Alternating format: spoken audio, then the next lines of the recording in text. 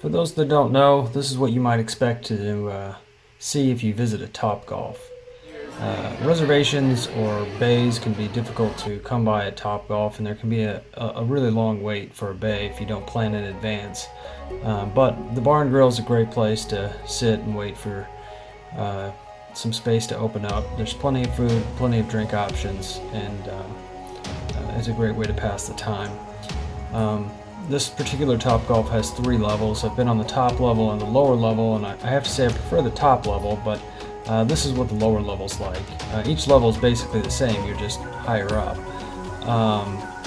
So there's kind of a bar height seating, then there's some couches and lounges and stuff like that in different bays. They're set up for right-handed and left-handed golfers.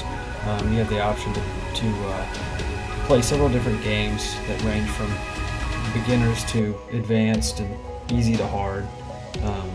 So there's really something for everyone. So we're playing Top Golf, and the idea is that there's different targets out here, and they're obviously a further distance away, and so you get more points by hitting it closer to the center of the target, and more points for hitting it to the center of a further target away. So you want to try and hit it into the middle of any target that you want, but you get more for the further distances.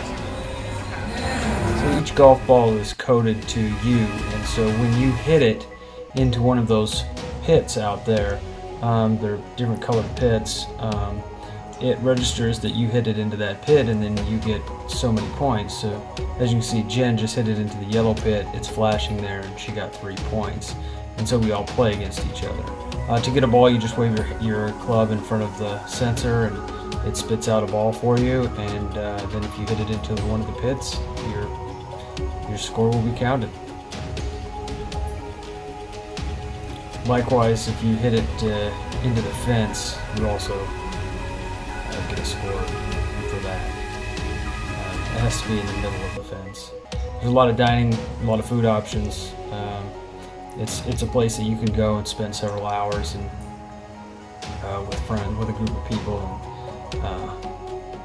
and make a night of it.